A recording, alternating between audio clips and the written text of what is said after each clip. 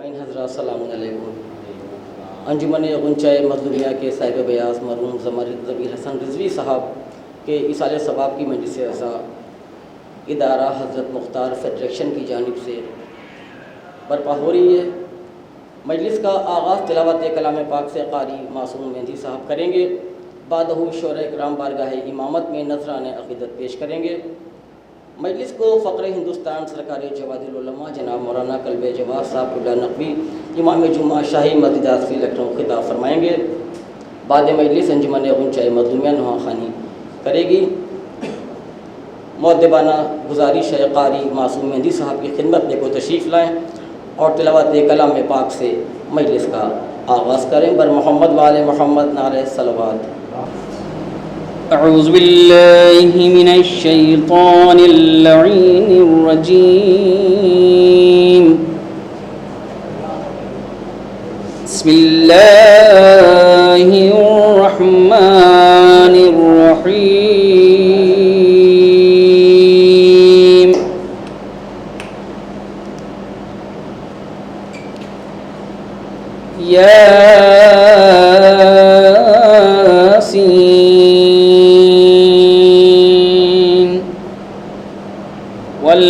والقرآن الحكيم إنك لمن المرسلين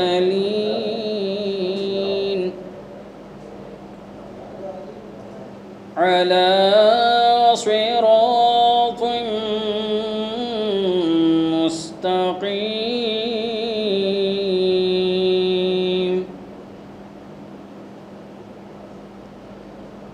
تنزيل العزيز الرحيم لتنذر قوما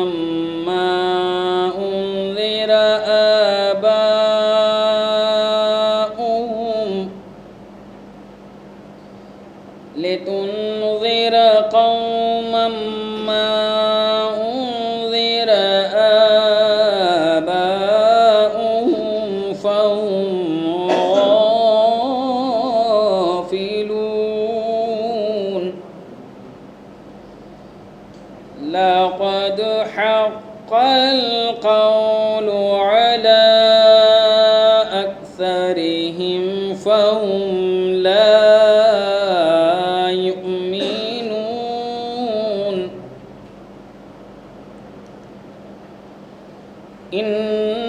إنا جعلنا في أعناقهم أغلالا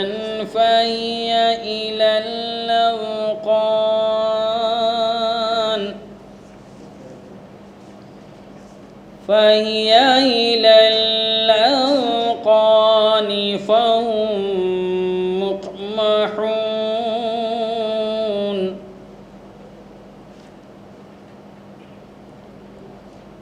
وجعلنا من بين أيديهم سدا ومن خلفهم سدا فأغشيناهم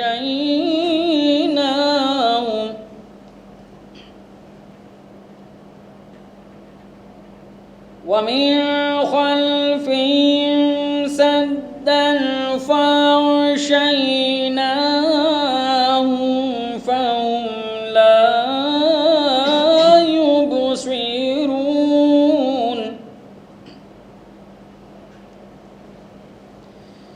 وسواء عليهم أأنذرتهم أم لم تنذرهم لا يؤمنون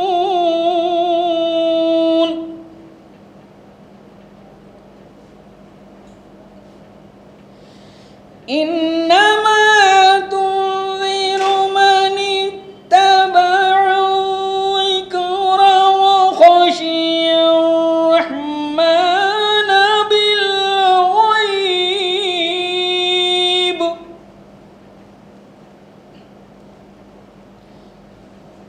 فبشره بمغفرة وأجر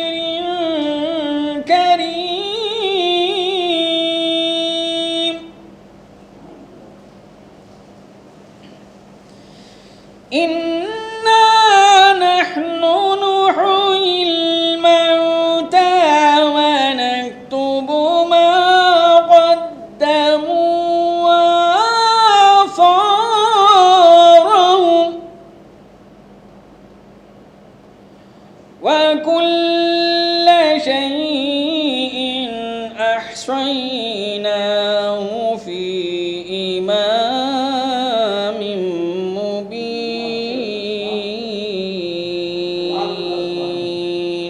صدق الله العلي العظيم وصدق رسوله النبي الكريم. اللهم صل على محمد وآل محمد. کلام ربانی کے مبارک الفاظ کے ساتھ مجلس کا آغاز ہو چکا ہے. حضرات، انجمن غنچۂ مظلومیہ کے صاحب بیاض مرحوم ضمیر حسن رضوی صاحب ایک بڑی شخصیت تھی اور انہوں نے بڑے عرصے تک انجمن کی خدمت کی ہے. 1975 سے لے کے 95 تک ہزاروں نوحوں کی دھن بنائی ہے اور بہترین نوحہ خوانی کرتے تھے. لکھنؤ کی 8ویں روضہ قاسمین میں جو ہوتی ہے اس میں بھی ان کو سننے کے لیے ہزاروں کا مجمع مشتاق رہتا تھا، اور یہ کہ جب وہ نوحہ پڑھتے تھے تو لوگ اس کو سننے کے لیے بہت دور دور سے آتے تھے. چند دن پہلے اس دار فانی سے انہوں نے کوچ کیا. حضرت مختار فیڈریکشن جو حسن پوریا لکھنؤ کی ہے اس کی جانب سے ہمارے صاحب بیاض مرحوم ضمیر حسن رضوی صاحب کے ایصال ثواب کی مجلس سے عزائی برپا ہو رہی ہے. اس مجلس کو فقر ہندوستان جناب مولانا کلب جواز صاحب قبلہ نقوی امام جمعہ لکھنؤ خطاب فرما رہے ہیں.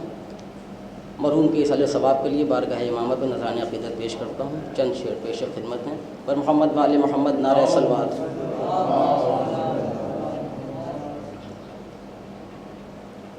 بولے پدر سے اکبر برچھی نہ کھینچنا. بولے پدر سے اکبر برچھی نہ کھینچنا. ہے جان اب لبوں پر، ہے جان اب لبوں پر برچھی نہ کھینچنا. بولے پدر سے اکبر برچھی نہ کھینچنا. بابا نظر کو پھیر لو دم ٹوٹنے لگا. برچھی کے پھل سے خون ہے دل کا رکا ہوا. ابلے گا خون زمین پر، ابلے گا خون زمین پر برچھی نہ کھینچنا. بولے پدر سے اکبر برچھی نہ کھینچنا. میں نے تمہیں بلایا تھا تاکہ میں کہہ سکوں بالکل نہ غم کرو میرے دل کو ہے آپ سکون. بیٹھے رہو یہاں مگر، بیٹھے رہو یہاں مگر برچھی نہ کھینچنا. بولے پدر سے اکبر برچھی نہ کھینچنا.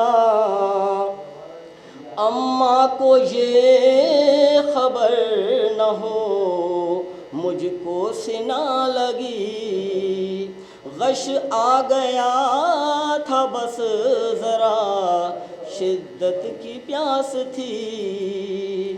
میں آ رہا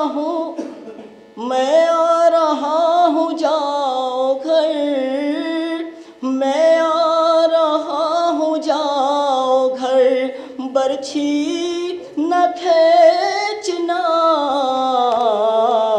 بولے پدر سے اکبر، برچھی نہ کھینچنا کہ بولے حسین باپ کو بہلا رہے ہیں آپ۔ معلوم ہے یہاں سے کہاں جا رہے ہیں آپ، کہتے ہو منہ کو موڑ کر، کہتے ہو منہ کو موڑ کر، برچھی نہ کھینچنا، بولے پدر سے اکبر، برچھی نہ کھینچنا۔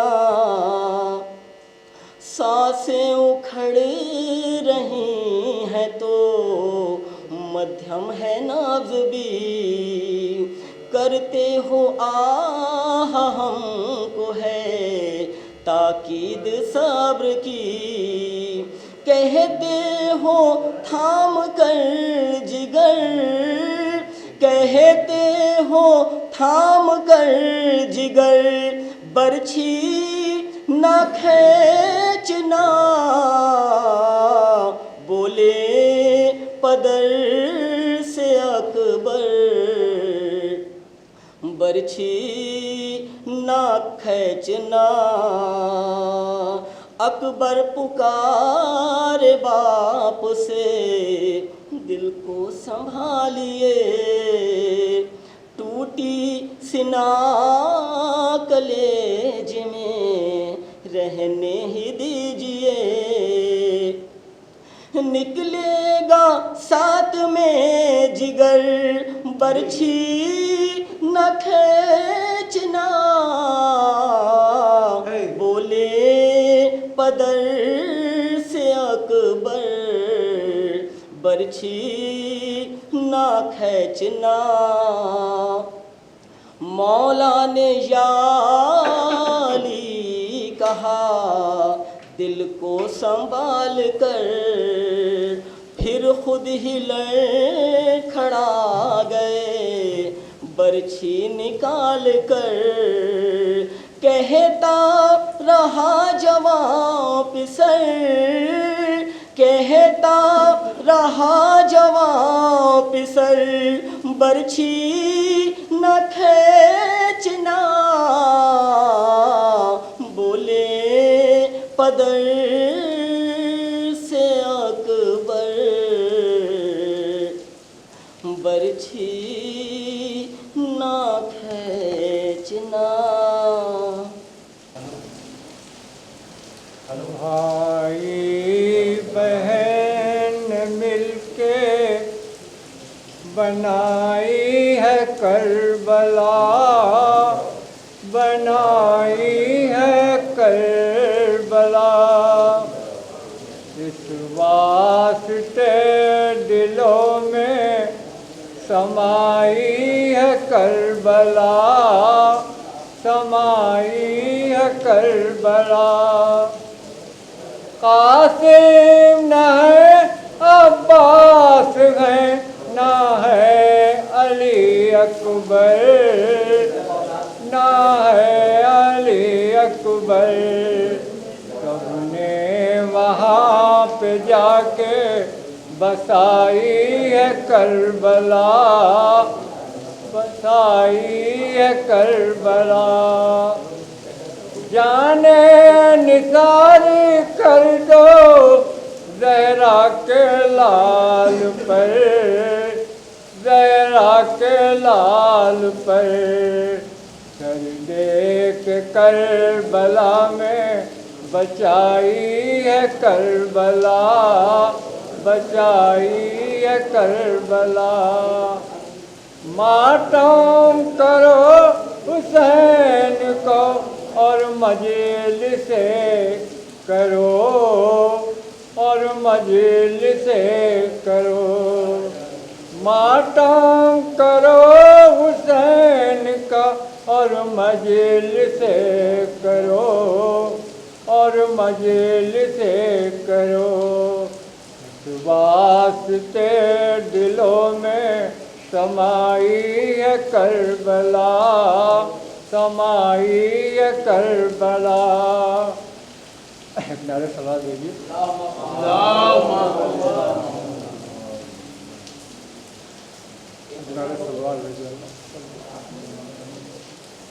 ماتم کرو حسین کا اور مجلس کرو اور مجلس کرو۔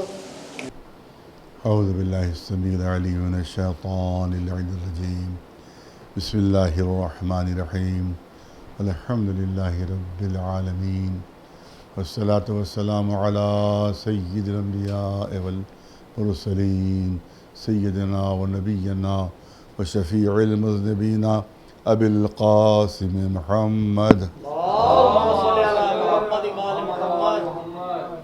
وأهل بيته الطيبين الطاهرين المعصومين، أما بعد، فقد قال الله سبحانه تبارك وتعالى في كتابه المبين وهو أصدق القائلين: يا أيها الرسول بلغ ما أنزل إليك من ربك وإن لم تفعل فما بلغت رسالته والله يعصمك من الناس۔ صلوات بھیجنے پر محمد۔ گزارش ہے ایک مرتبہ سورہ حمد اور 3 مرتبہ سورہ اخلاص کی تلاوت فرما کر جناب سید ضمیر حسن رضوی صاحب مرحوم، ابن جناب سید نذیر حسین رضوی صاحب مرحوم، ان کی روحوں کو ایصال ثواب فرما دیں۔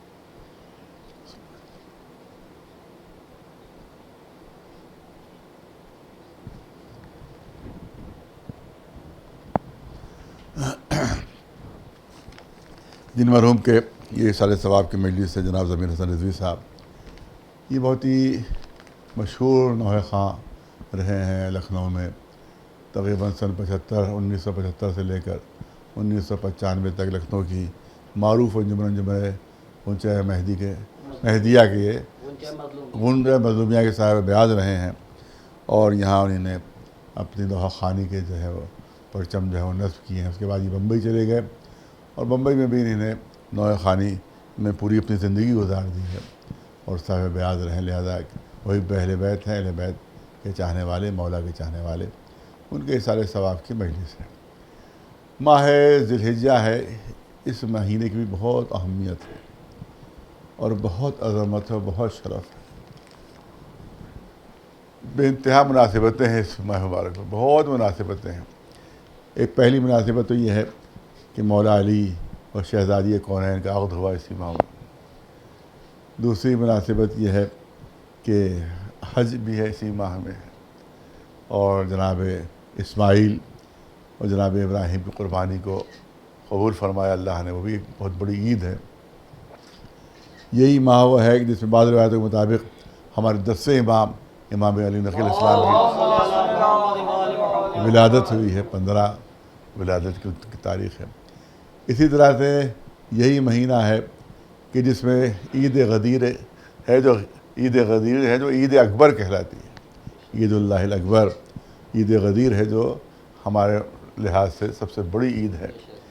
اسی ماہ مبارک میں عید مباہلہ ہے، اسی ماہ مبارک میں سورہ حلطہ نازل ہوا ہے اور سورہ دہر نازل ہوا ہے، اسی ماہ مبارک میں آیت تطہیر نازل ہوئی ہے جو عصمت محمد آل محمد پر بہترین دلیل ہے۔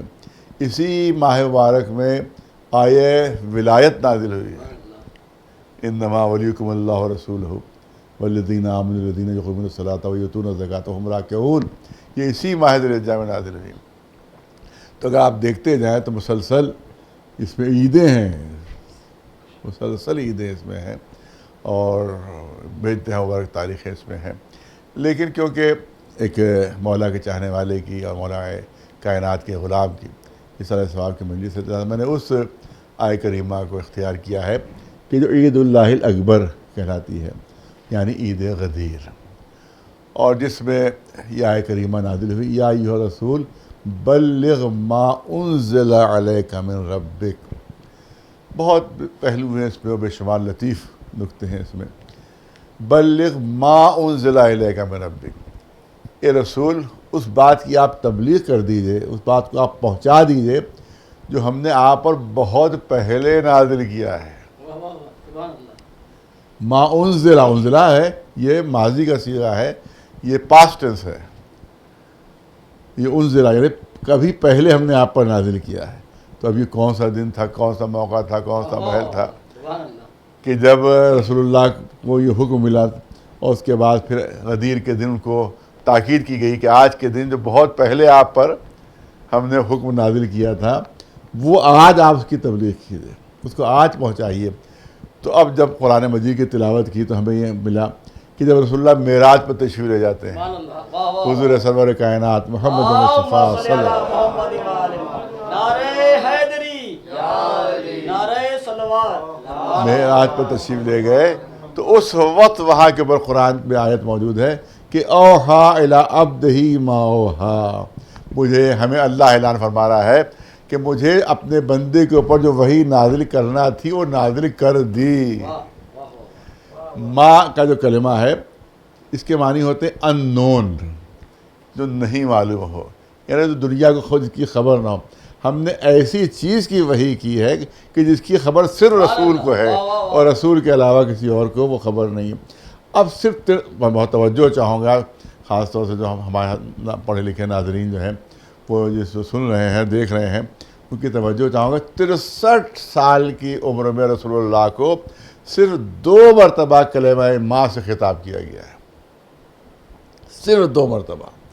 ایک تو وہی معراج کے موقع پر کہ اوحا الی عبدہ ما اوحا، ہم نے اپنے بندے کے اوپر جو وحی کرنا تھی وہ کر دی، ماں کے ذریعے سے، میم الف ماں، اس کے ذریعے سے قدرت نے اعلان فرمایا۔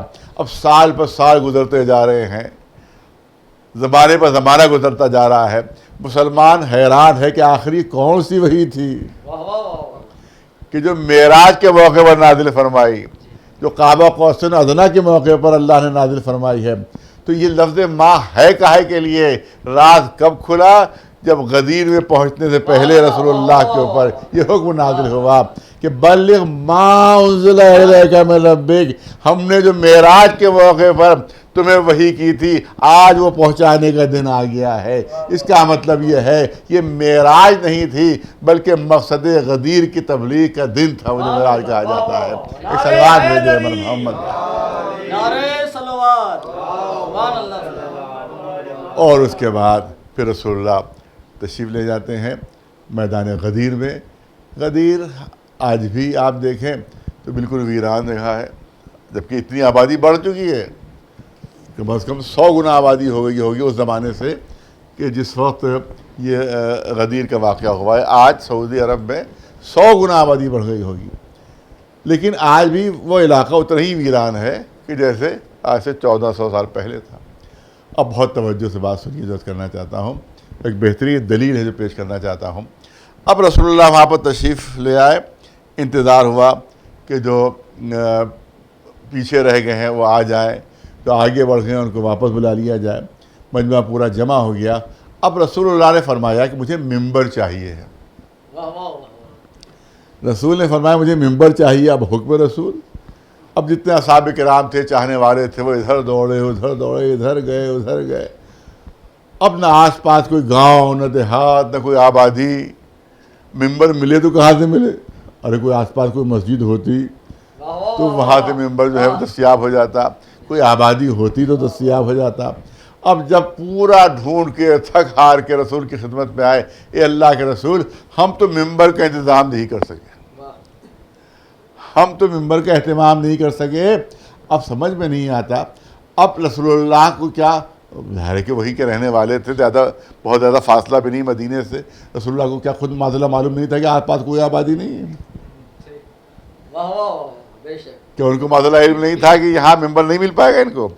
لیکن جب پورے تھک ہار کے اصحاب کرام رسول کی خدمت میں آئے اور آ کر معذرت کی، اپنی معذوری کا اظہار کیا کہ ہم تو ممبر نہیں فراہم کر سکے. رسول نے فرمایا میں بتاتا ہوں ممبر کیسے بناؤ. سبحان اللہ، واہ واہ واہ، یہ اللہ کے رسول آپ کو اتنا دوڑانے کی کیا ضرورت تھی؟ پہلے ہی بتا دیتے. سبحان اللہ سبحان اللہ. ارے پہلے ہی بتا دیتے ممبر ایسے بنا لو کہ آپ کو معذ اللہ علم نہیں تھا کہ آس پاس سے کہیں ممبر فراہم نہیں ہو پائے گا.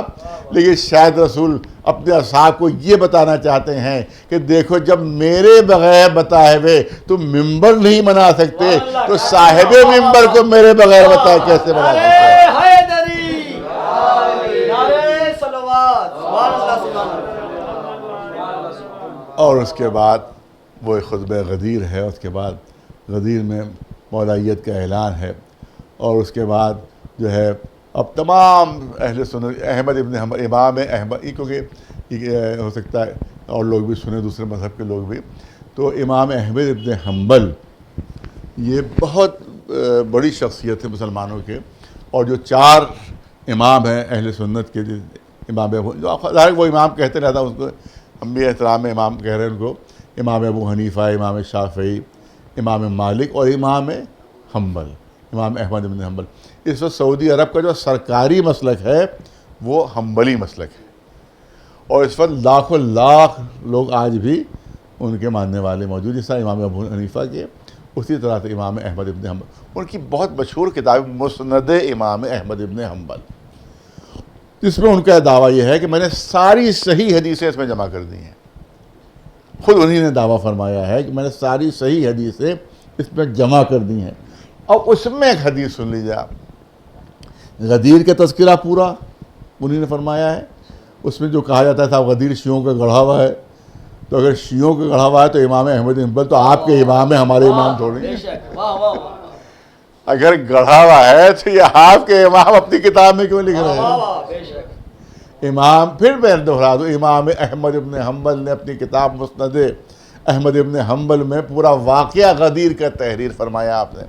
اور اس کے بعد آخر میں جو آپ نے جملے لکھے ہیں کہ حضرت عمر جو ہے وہ جاتے ہیں حضرت علی کی خدمت میں اور مبارکباد دیتے ہیں. واہ واہ واہ واہ، اچھا. مبارکباد دیتے، اور جملے لکھے جو مبارکباد دیتے ہیں اس کے جملے لکھے کہ بخن لکا یبن ابی طالب اصبحت مولایا و مولا کل مومن و مومنہ. مبارک ہو اے ابو طالب کے بیٹے، آپ میرے مولا بھی ہو گئے اور ہر مومن و مومنہ کے مولا ہو گئے. ایک سلوات بھیج دے مولانا. نعرہ حیدری، صلوات پر محمد و آل محمد. یہ ہے امام احمد ابن حنبل کی روایت ہے کہ جو مسلمانوں کے بہت بڑے عالم، آج بھی لاکھوں لاکھ لوگ، میں نے کہا سعودی عرب کا سرکاری مسلک جو ہے وہ، اور چاہے اس پر عمل کرتے ہو چاہے نہ کرتے ہو، لیکن سرکاری طور پر ان کا مسلک جو ہے وہ حنبلی مسلک ہے. اور اس میں انہوں نے اپنی کتاب میں تحریر فرمایا. اب یہاں کے اوپر ایک بحث و گفتگو ہوتی ہے، اور وہ بحث و گفتگو یہ ہوتی ہے کہ مولا کے معنی کیا ہے.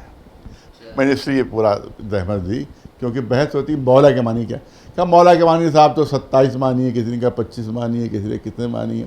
مولا کے معنی جو ہیں صاحب آقا کے بھی ہیں، اور مولا کے معنی عجیب بات ہے، مولا کے معنی آقا کے بھی ہیں اور مولا کے معنی غلام کے بھی ہیں.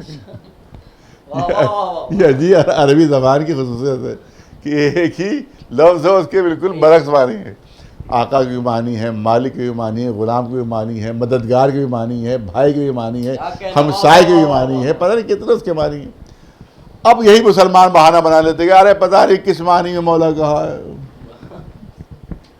کس معنی میں مولا کہا ہے، لہذا مولا کے معنی دوست کے بھی ہیں، لہذا دوست کہا گیا علی میں، جس کا میں دوست ہوں اس کے علی دوست. لہذا دوستی کے معنی میں یہ ہے. یہاں تک کہ میں نے خود دیکھا ندوے کے جو عالم گزرے ہیں، مولانا علی میاں ندوی، انہیں جو رسول اللہ کے اوپر جو کتاب سیرت پر تحریر فرمائی ہے، اس پہ بھی انہیں نے کہا، جو کہتے کہ صاحب غدیر جھوٹ ہے، میں ان کے لیے کہہ رہا ہوں کہ شیعوں کا گڑھا ہوا واقعہ، ان کے لیے کہہ رہا ہوں کہ علامہ علی میاں ندوی، مولانا ابو الحسن علی ندوی، جو ندوے کے جو سرپرست رہے ہیں، وہاں کے ریکٹر جس کو کہتے ہیں وہ رہے ہیں، انہی نے اپنی کتاب جو سیرت رسول اللہ پر تحریر فرمائی، انہیں کہا غدیر کا واقعہ صحیح ہے. علی میاں ندوی سن لے، جو بھی سننا چاہتے ہو سن لے کہ انہوں نے اپنی کتاب میں تعریف کیا کہ غدیر کا واقعہ صحیح ہے، اور من کنت مولا ہو فعلی مولا، یہ رسول نے فرمایا ہے، فرمائی کہ مگر اس کے بعد وہ پھر دامن بچانے کے لیے کہتے ہیں کہ وہ معنی نہیں ہے مولا کے جو شیعہ لیتے ہیں، حاکم کے معنی نہیں ہے، سرپرست کے معنی نہیں ہے، بلکہ دوست کے معنی ہے کہ جس کا میں دوست ہوں اس کے علی بھی دوست ہیں۔ اب میں آپ کے سامنے عرض کروں کہ سوال یہ ہوتا ہے کہ یہ دوست رسول اللہ کے علی ابھی بنے ہیں یا پہلے سے تھے؟ مددگار ابھی بنے کہ پہلے سے تھے؟ بھائی ابھی بنے یا پہلے سے تھے؟ معلوم پہلے سے بھائی بھی تھے، پہلے سے دوست بھی تھے، پہلے سے مددگار بھی تھے، کوئی نئی چیز تو تھی نہیں، سبھی کو معلوم تھا۔ اب میں آپ کو عربی کا نقطہ آپ کے سامنے پیش کروں کہ عربی زبان میں جو افعال ناقصہ کہلاتے ہیں وہ اس وقت استعمال ہوتے ہیں جب کوئی نئی چیز ہو جائے، کوئی نئی چیز واقع ہو جائے، کوئی چینج آ جائے، کوئی تبدیلی آ جائے اور کوئی نئی چیز واقع ہو تو عربی میں افعال ناقصہ استعمال ہوتے ہیں، جیسے کانا، اصبحا، امسا، ظلا، باتا، یہ تمام ہیں، سب اس کو تو پورا بیان نہیں کرنا ہے، صرف مثال کے طور پر۔ تو یہ اصبحا یا امسا جس سے اصبحتو بنا ہے، یہ وہاں پر استعمال ہوتا ہے کہ جب کوئی نئی چیز واقع ہو۔ تو مثال میں پیش کروں آپ کے سامنے، جیسے کوئی بہت بڑا امیر ہے اور معلوم ہے کہ وہ ایک دم سے دیوالیہ ہو گیا، فقیر ہو گیا، ہوتے ہیں واقعات کبھی کبھی، معلوم پرانے زمانے تو معلوم جہاز بھیجا انہیں نے اپنے تجارتی مال کا، سارا مال اس میں لگا دیا، معلوم جہاز ڈوب گیا، معلوم ابھی لکھپتی تھے، ابھی پیسے کے محتاج ہو گئے، ایک دن میں ہو سکتا ہے۔ تو اس وقت کیا کہا جائے گا کہ اصبح الغنی فقیرا۔ دیکھیے بہت ہی ایک علمی نقطہ ہے جو پیش کرنا چاہتا ہوں تاکہ آپ جو سنے تو زیادہ اس کو کنونس ہو جائے، اس لیے بات پہ کروں کہ اصبح الغنی فقیرا، اصبح کا لفظ کہ جو مالدار تھا وہ فقیر ہو گیا، جو مالدار تھا وہ فقیر ہو گیا، کہ وہ پہلے مالدار تھا، ایک ہی 2 دن میں وہ فقیر ہو گیا۔ اسی طرح سے کوئی بیچارہ غریب ہے، ایک دم سے اس کی لاٹری کھل جائے، معلوم اب 10 لاکھ کی لاٹری کھل گئی، 20 لاکھ کی لاٹری کھل گئی، اس نے لیا تھا 2 روپے کا ٹکٹ اور ایک دم سے لاٹری کھل گئی، تو اب کیا کہا جائے گا؟ اصبح الفقیر غنیا، یعنی دیکھتے دیکھتے ایک فقیر جو تھا وہ مالدار بن گیا۔ تو جب چینج آئے، کوئی نئی بات ہو، کوئی تبدیلی ہو، تب یہ اصبحا کا لفظ استعمال کیا جاتا ہے عربی زبان میں۔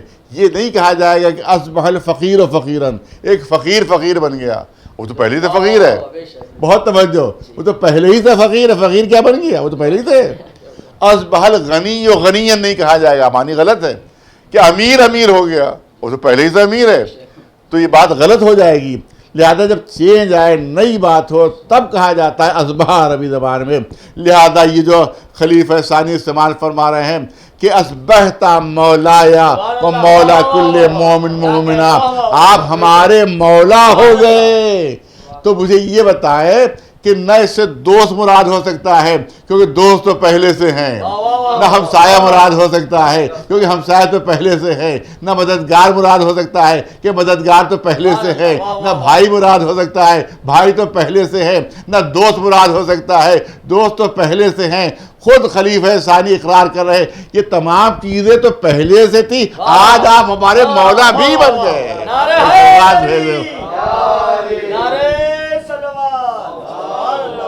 آج ہمارے حاکم بھی بن گئے، آج ہمارے مولا بھی بن گئے۔ یہ واضح اس مبارکباد ہی سے ثابت ہو جاتا ہے، ہمیں کہیں اور دلیل لے جانے کی ضرورت ہی نہیں کہ کہیں ہم اور دلیل پیش کریں، خود ان کی مبارکباد ثابت کر دیتی ہے کہ مولا کے معنی حاکم کے ہیں، مولا کے معنی سرپرست کے ہیں۔ اور اب یہاں کے اوپر علامہ غزالی ان کی مشہور کتاب ہے سر، اب اس سے زیادہ 5-7 منٹ لوں گا، اس سے زیادہ نہیں، ان کی بہت مشہور کتاب ہے سر العالمین۔ علامہ غزالی اہل سنت کے بہت بڑے عالم ہیں، آج بھی کوئی بھی تھوڑا سا پڑھا لکھا ہو وہ ان کے نام کو جانتا ہے اور واقف ہے، اچھی طرح سے واقف ہے علامہ غزالی۔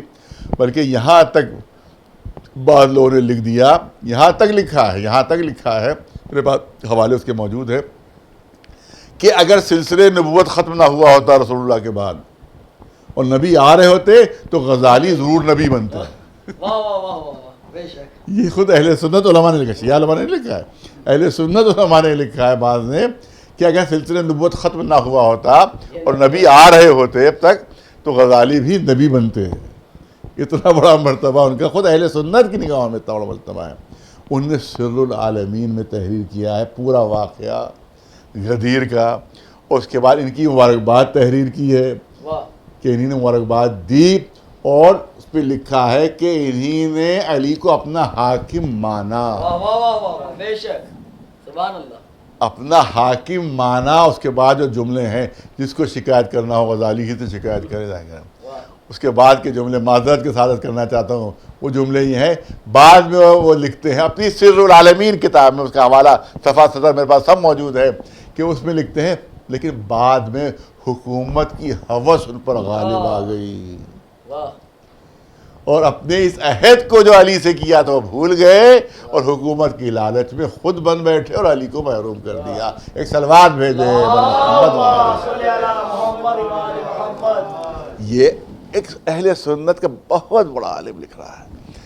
تو اب ظاہر کے بعد انہوں نے بہت ہی تحقیق کے بعد لکھی ہوگی, اس سے زیادہ عرض کرنے کا موقع نہیں ہے. لیکن اس کے بعد آخری جملے میں یوں عرض کروں کہ مولا علی کو ہاتھوں پر بلند فرماتے ہیں رسول اللہ, اور دعا مانگتے ہیں کہ وال من والا و عاد من عادا. اے اللہ اسے دوست رکھنا جو علی کو دوست رکھے, اور اسے دشمن رکھنا جو علی کو دشمن رکھے. 1,20,000 کے مجمع میں مسلمانوں کے رسول اللہ اعلان فرما رہے ہیں, اور بار بار پوچھ رہے ہیں کہ میری آواز سن رہے ہو کہ نہیں سن رہے ہو, کیونکہ بعد میں کوئی بہانہ نہ کر دے کہ صاحب ہمیں سنا ہی نہیں دیا. جب بار بار یہ بھی اقرار لیتے تھے, یہ بھی تاریخ میں آپ دیکھ لیں, بار بار رسول اللہ اقرار لیتے تھے کہ کیا تم مجھے سن رہے ہو کہ نہیں سن رہے, میری آواز آ رہی نہیں آ رہی. تب تک سب کہتے تھے بلا یا رسول اللہ, اب آپ کی آواز آ رہی ہے, آپ کی آواز آ رہی ہے, ہم آپ کو سن رہے ہیں. اس کے بعد رسول اللہ نے دعا مانگی پالنے والے, اسے دوست رکھنا جو علی کو دوست رکھے, اور اسے دشمن رکھنا جو علی کو دشمن رکھے. وَخْذُلْ مَنْ خَذَلَ, جو علی کو چھوڑ دے کہ اللہ تو اسے بھی چھوڑ دینا. وَانْصُرْ مَنْ نَصَرَ, اور جو علی کی مدد کرے کہ اللہ تو بھی اس کے مددگار بن جانا, تو بھی اس کا مددگار بن جانا. یہ ہے رسول اللہ کی دعا, جو 1,20,000 کے مجمع میں مانگی. لیکن اس کے بعد ادھر رسول کی آنکھ ظاہری طور پر بند ہوئی, مسلمانوں کی آنکھیں بدل گئیں, مسلمانوں کا انداز بدل گیا. اس کے بعد تو کوئی اہل بیت کی شخصیت ایسی نہیں کہ جس پر مسلمانوں نے ظلم نہ کیا. کبھی شہزادی کے دروازے پر آگ ہے, شہزادی فریاد کر رہی ہیں کہ اس گھر میں تو میرے چھوٹے چھوٹے بچے, اس گھر میں تو حسن و حسین ہیں, کیا بچوں سمیت گھر کو جلا دو گے؟ آنے والوں نے کہا کہ ہاں ہم بچوں سمیت گھر کو جلا کر راکھ کر دیں گے. دروازے میں آگ لگائی گئی, دروازہ توڑا گیا, شہزادی دیوار و در کے درمیان آئیں, پسلیاں ٹوٹ گئی, جناب محسن کی شہادت ہو گئی. اور پسلیاں اس طرح سے ٹوٹی تھیں کہ جب غسل دیتے وقت علی کی نظر پڑی تو علی جیسا صابر, کائنات میں علی جیسا صابر نہیں ملے گا کوئی. لیکن اس کے منہ سے چیخیں نکل گئی, فریادیں نکل گئی. سلمان فارسی گھبرا گئے. جب غسل مکمل ہوا قدموں پر سر رکھ دیا, اے علی, اے آقا, آپ جیسا صابر. وہ چیخ وہ مار مار کر رو رہا تھا. کیا بات ہو گئی؟